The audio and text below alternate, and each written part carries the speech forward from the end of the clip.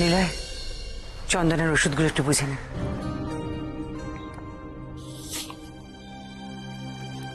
এই ওষুধগুলো চন্দনার জন্য লিখে দিলাম, আর ওই অয়েন্টমেন্টটা আপনি ওকে বলবেন যাতে ওর স্কিনে অ্যাপ্লাই করে। তুমি ভেবো না গৌরব, যা যা করার সব করবো। জানি আপনারা সেটা করবেন, আর সঙ্গে এটাও দেখবেন যে চন্দনা যেন নিজের খেয়াল রাখে। আর আর যদি সম্ভব হয় আমাকে ক্ষমা করে দেবেন।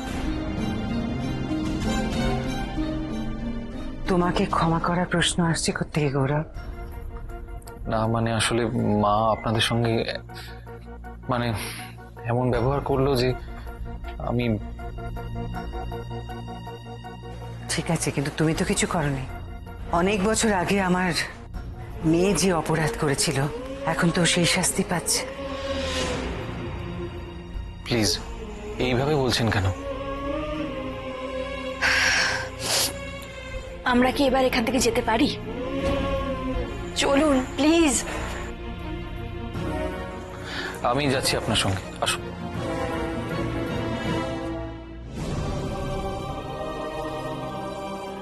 চন্দনা, আমি তোর কথায় তোকে এখান থেকে নিয়ে যাচ্ছি। বাড়িতে গিয়ে কিন্তু সাবধানে থাকতে হবে।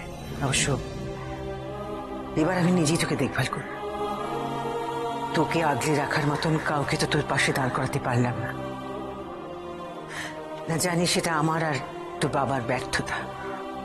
তাই এবার কেন এত কষ্ট পাচ্ছেন আপনি? সব মেয়েরা কি বিয়ে করে সুখী হয়? আমি কি পারি না আপনাদের মাঝে থেকে আমলকিকে নিয়ে খুশি থাকতে, সুখী থাকতে? পারি না? আমার এইসব টানাপোড়েন আর ভালো লাগছে না। দোহাই আপনাদের, আমাকে আর কোনো সম্পর্কের দিকে ঠেলে দেবেন না। আমি এইভাবেই ভালো থাকতে চাই।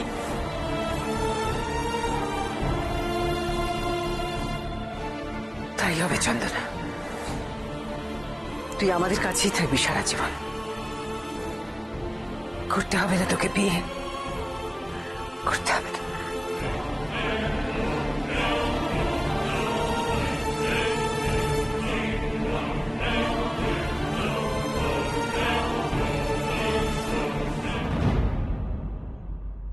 হবে,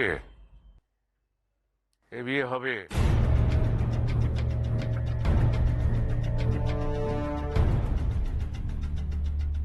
গৌরব আর চন্দনার বিয়ে হবে। বিয়ে হবে মানে? কি করে হবে? যেভাবে বিয়ে হয় সেভাবেই হবে। আমি সে কথা বলতে চাইনি তিস্তা। আর বাবা, মা বিয়ের কথা বারবার শুনলে অসুস্থ হয়ে পড়ছেন। আপনি কি করে এই সিদ্ধান্তটা মায়ের উপর চাপিয়ে দিচ্ছেন? কি করবি বলো ছেলে মেয়েদের? তোমার মত আছে কি নেই? প্রশ্নই উঠছে না বাবা। মা তো আগে। মীরা, তোমাকে এত কথা বলতে কে বলেছে? বাবা তো মাকে জিজ্ঞেস করেছেন, তো মাকেই মায়ের কথাটা বলতে দাও। তোমার মতটা মায়ের মুখে বসিয়ে দেওয়ার চেষ্টা করো না। মাঝে মাঝে এমন ভাব করো না যেন তুমি দাদার গার্জিয়ান। মেজদা প্লিজ তোরা একটু থামবি, মাকে কথাটা বলতে দে না। মা, ও মা, বলো না তোমার মত আছে কিনা বলো। হ্যাঁ কি না প্লিজ বলো মা, চুপ করে থেকো না। এবার কি তোমরা তোমাদের মতটা মায়ের মুখের উপরে বসানোর চেষ্টা করছো না? ঠিক আছে, নিজেদের মধ্যে ঝামেলা করার দরকার নেই।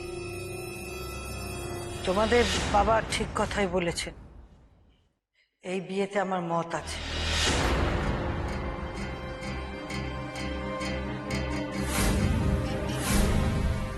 মা, মেজ বৌমা, উনি অসুস্থ। ওনার শেষ ইচ্ছের কথা আমাকে জানিয়েছেন, অন্য কারো কথাই নয়। ওনার শেষ ইচ্ছা পূর্ণ হোক, এটা আমিও চাই। থ্যাংক ইউ সো মাচ মা। আমি জানতাম মা ঠিক এই বিয়েতে রাজি হবে। থ্যাংক ইউ মা। তাহলে বিয়ে ঠিক হয়ে গেল, তাহলে মিটিং শেষ। এই বিয়েতে বাড়ির সকলের মত আছে আমি ধরে নিলাম। তাহলে এবার কি কি করণীয় সেগুলো ঠিক করে নেওয়া যাক। আমি কালই ওই নবকুমারদের বাড়িতে গিয়ে বিয়ের ব্যাপারে কথাবার্তা এগিয়ে নিয়ে যাওয়ার চেষ্টা করি। এই বিশ্ব, ওই নব কাকাকে ফোনে ধরতো। হ্যাঁ হ্যাঁ, এক সেকেন্ড।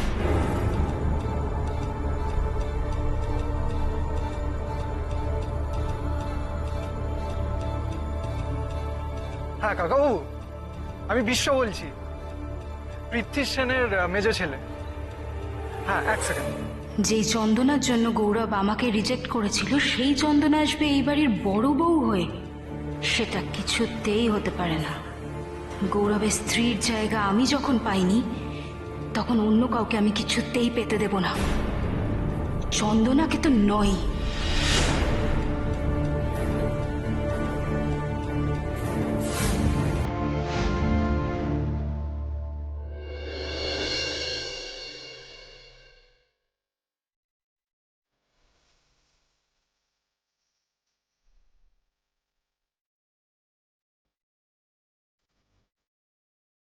চন্দনা, চন্দনা,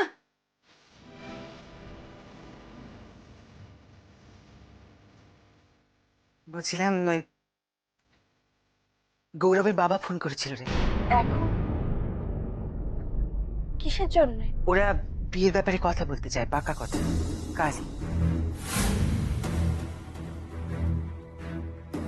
পাকা কথা? না না, আমি ওদের হ্যাঁ বলিনি। তুই যদি চাস তাহলেই আমি তোর বাবাকে বলবো ওদের সঙ্গে কথা বলতে। কিন্তু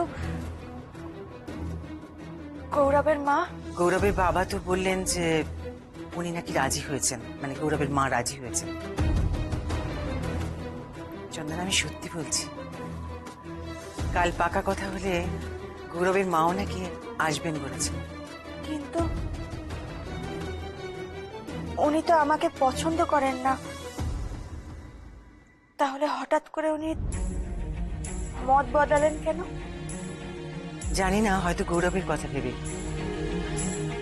দেখ, গৌরব যে কতটা কষ্ট পাচ্ছে সেটা তো আমি দেখেছি, আর আমি যেটা ফিল করতে পেরেছি, ওর বাবা মা তো সেটা বুঝতেই পারবেন।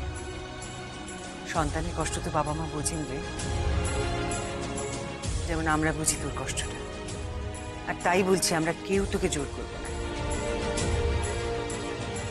না না, তুই ভাব না, ভাব, একটু সময় নেই। তুই যা চাইবি তাই হবে। তবে একটা কথা আমার মনে হয় চন্দনা, যে গৌরব কিন্তু সত্যি সত্যি তোর পাশে থাকতে চায়। তাই যা বলবি আমার মনে হয় একটু ভেবে বলিস।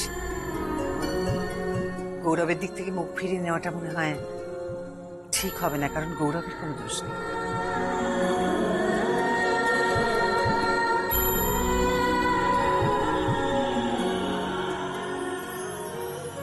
না না না, তুই মাথার উপর তো প্রেশার নিস না তো। তুই যা বলবি সময় নিয়ে তারপরে বলিস।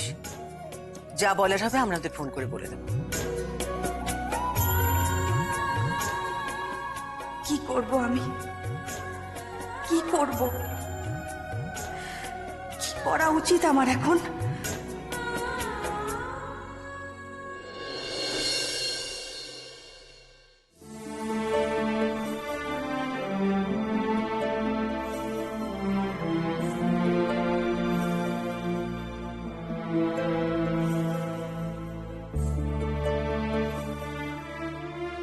কি করি আমি?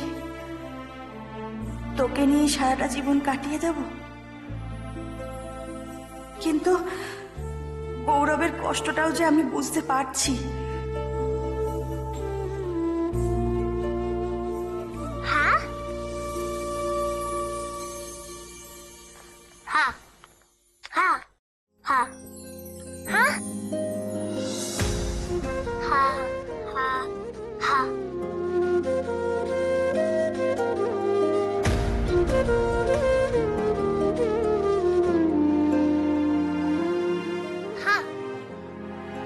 হ্যাঁ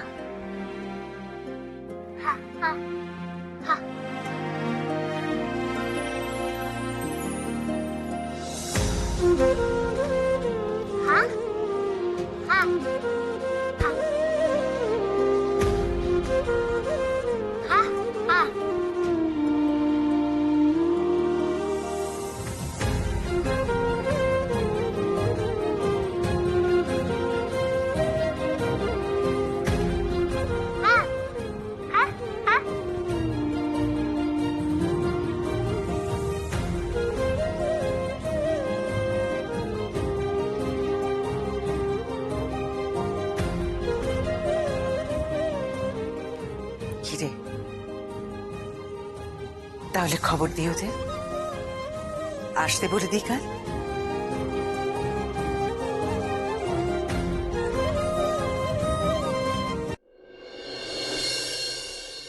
ও মা, আরে মা, শুনতেই পাচ্ছ না। মা, আরে বাবা আসছে তো। কি ব্যাপার কি? চিৎকার করে সকালবেলায় বাড়িটাকে একেবারে বাজার বানিয়ে ফেলেছিস। চিৎকার না করলে হয় বলো? তুমি ছাড়া কোনো কাজই তো হচ্ছে না। কত কাজ বলো তো বাড়িতে। তুমি এদিকে এসো, এদিকে এসো, এদিকে এসো। কি হচ্ছে? তো বাজার টাজার গুলো করতে হবে তো বিয়ের। আজকে আজকে তো পাকা কথা, বিকেলে তো ওদের বাড়ি যাওয়া হবে। কি নিয়ে যেতে হবে সেগুলো ঠিক করতে হবে না? কিনতে হবে তো সেগুলো। কি তিস্তা, তাই তো? একদম, আজ বড়দার বিয়ের পাকা কথা বলে কথা। ঠিক আছে, আমি কি কি কিনতে হবে তার একটা লিস্ট তৈরি করে দিচ্ছি।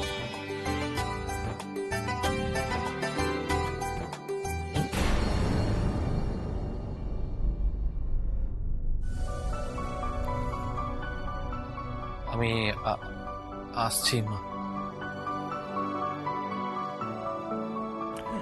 সাবধানে যাস।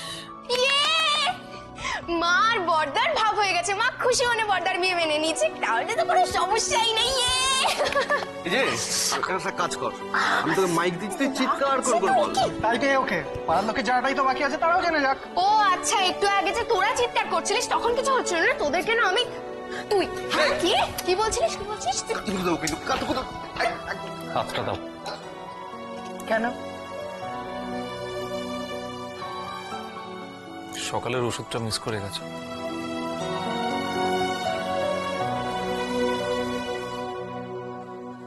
ডাক্তারের উপর রাগ করে থাকো আপত্তি নেই, কিন্তু ওষুধের উপর রাগ না করাই ভালো মা।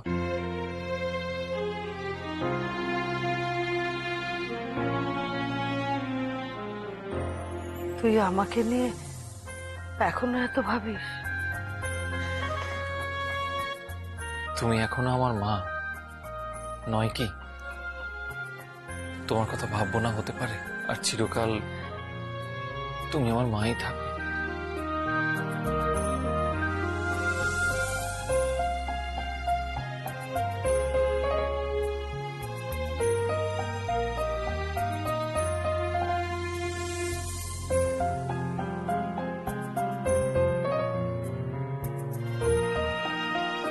এখন তুই আমার জন্য এতটা ভাবছিস, আমি জানি এরপর ওই মেয়েটা এলে তোকে আমার থেকে দূরে সরিয়ে নিয়ে যাবে।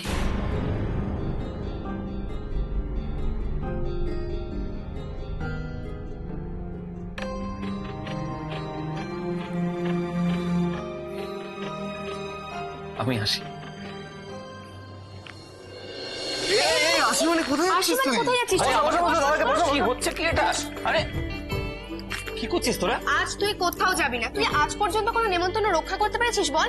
রুগী দেখতে দেখতে তো ভুলেই যাস, কোথাও যাবি না তুই। না না শোন, আমার আর তাছাড়া আজকে তোর বিয়ের পাকা কথা, তুই না থাকলে হয় নাকি? আরে বাবা, একজন পেশেন্টের অপারেশন হয়েছে, আমাকে যেতেই হবে তার একবার। জন্য অন্য ডাক্তার আছে। হ্যাঁ মানে কিছু হলে তো অ্যাটলিস্ট ওরা ফোন করবেন, তখন ভাবা যাবে না হয়। না না আপাতত তোর আজ ছুটি। শোন, আমি কথা দিচ্ছি আমি ঠিক সময় মতো পৌঁছে যাবো। ওকে? না, তোর কথার কোনো দাম নেই। না দাম আছে। আমি আজকে আসি। আরে ওরে বাবা, আরে আরে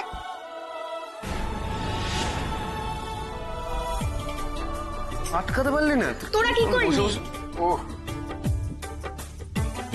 তোরাও না, দেখ ছেলেটা লজ্জা পেয়ে চলে গেল। বাবা তুমি না করলে না কেন? ওকে ওর কাজ করতে দে, আমাদের কাজ আমরা করি। তার লিস্ট টিস্ট গুলো ঠিক মতো করা হয়েছে নাকি? মা তো বললো লিখে দেবে। মা বললো করবি?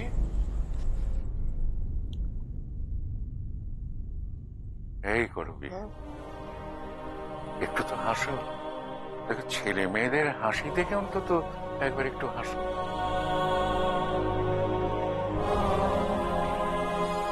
অনেক হাসি ঠাট্টা হয়েছে, এবার কাজের কথায় আসি।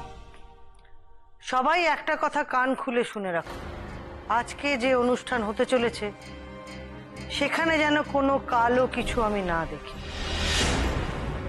কেনাকাটার সময় সেটা খেয়াল রাখতে হবে। আর হ্যাঁ, কালো জুতো, কালো ঘড়ি, কালো ব্যাগ কেউ নিয়ে যাবে না, কথাটা মনে থাকবে। থাকবে ম্যাডাম। ইয়ার কি নয় সংলাপ। বিশ্ব, হ্যাঁ মা। নতুন কুটুম হতে চলেছে, সে বাড়িতে তো মিষ্টি নোনতা এসব নিয়ে যেতে হবে। সেই কেনাকাটার দায়িত্ব আমি তোকে দিলাম। দেখিস সেখানে যেন কোনো কালো মিষ্টি না যায়। আর সংলাপ, ও বাড়িতে যাওয়ার সময় কালো গাড়িটা নিবি না। বারবার বলছি, কালো কোনো কিছু যেন না থাকে। আর তিস্তা, তুই কোন জামা কাপড় পরে যাবে সেটা আমাকে একবার দেখিয়ে নিবি। হয়তো দেখলাম কালো একটা পোশাক পরেই চলে গেলি, তোর তো কোনো তালগান নেই। মা, তোমার কালোতে এত আপত্তি কেন? এবারে নিয়ম, যখনই এ বাড়িতে কোনো শুভ অনুষ্ঠান হয়েছে তখনই দেখেছি তোর ঠাকুমা বলতেন কালো কিছু সংস্পর্শ থেকে দূরে থাকতে। বিয়ের পর থেকে সেটা দেখে এসেছি, তাই বলছি।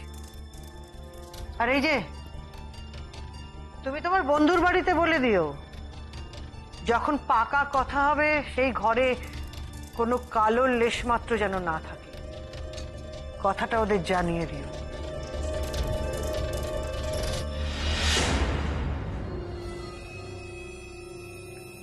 বাবা, কি মিষ্টি কিনতে হবে তুমি একটু আমাকে বলে দিও। আমি কিন্তু কোনো ঝুঁকি নিতে যাই না।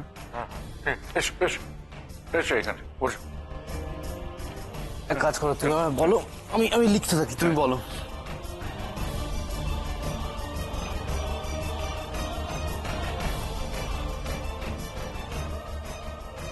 কালো? অপয়া? বিয়ের কথা বলতে যাওয়ার সময় কালো কোনো কিছু নেওয়া চলবে না, সেটা এবারে নিয়ম। সেই নিয়ম তো এবার ভাঙবে মা, আজই ভাঙবে। তোমরা যতই সাবধান হও না কেন, দেখো শেষ পর্যন্ত কি হয়।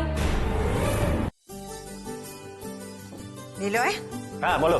বলছি কি, আমার না ভীষণ টেনশন হচ্ছে জানিস তো। ওই আমি এদিকটা সবকিছু দেখে নিয়েছি, কোথাও কিছু কালো নেই। তুই একবার দেখে নে না বাবা, কোথাও কিছু রয়ে গেছে কিনা। দেখো জেঠিমণি, নিজেদের মাথার চুলগুলো ছাড়া এখানে তো কালো কিছু দেখতে পাচ্ছি না, কি মা? আর কি করিস না নিলয়। জেঠিমণি জেঠিমণি, আমি দেখে নিয়েছি ভালো করে, কোথাও কালো কিছু নেই, সব ভালো।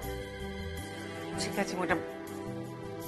আচ্ছা নিলয়, কি বলি বলতো, তোর জেঠুর আজকেই হঠাৎ মন্দিরে পুজো দিতে যেতে হলো। তো এই সময় মন্দিরে কত ভিড় থাকে বল। গৌরবদের বাড়ির লোকেরা যদি এসে যায়, এসে গিয়ে যদি আমাকে জিজ্ঞেস করে তোর জেঠু কোথায়, আর ওই যে পৃথ্বীশ দা, তিনি তো এসেই তোর জেঠুর খোঁজ করবেন, আমি জানি। কি টেনশনের ব্যাপার না। আচ্ছা জেঠিমণি, আরে জেঠু তো চন্দনার মঙ্গল চেয়েই পুজো দিতে অত দূর ছুটেছে। বৌদি, এই তো বাবা। বলছি মিষ্টিগুলো রান্নাঘরে রাখি? হ্যাঁ। ও ঠাকুরপো, হ্যাঁ বলছি কোনো কালো মিষ্টি আনোনি তো? আরে না রে বাবা, তুমি আমার না করে দিয়েছো, আমি আনবো? না গো, তবুও না আমার কিরম যেন ভয় ভয় করছে, কি জানে কেন।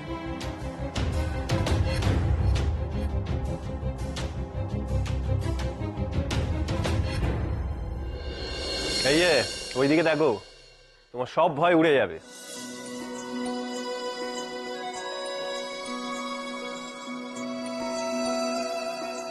বাবা, একদম পাকা বুড়ির মতো লাগছে। হ্যাঁ আমলকি, ওরে বাবা, শাড়ি পরেছ? শোনো, খুব সুন্দর লাগছে, খুব সুন্দর। দেখি দেখি দেখি।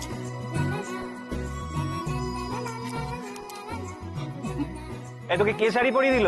ও সরি, মানে কে শাড়ি পরিয়ে দিল? কে শাড়ি? কে কে? এই আমলকি, তোর মা মা কোথায়? কদ্দূর তার, কদ্দূর? কি?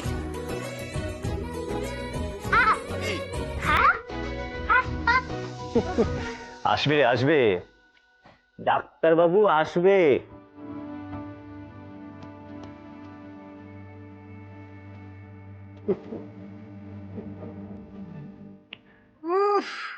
তর্স হয়েছে না মেয়েটা, একবার ঘর একবার দোল করছে।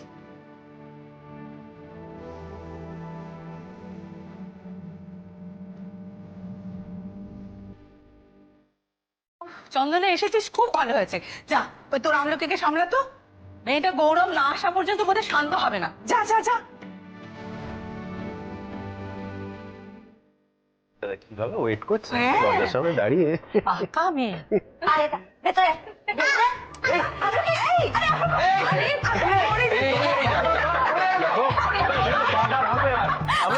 ধর, ধর, ধর, ধর।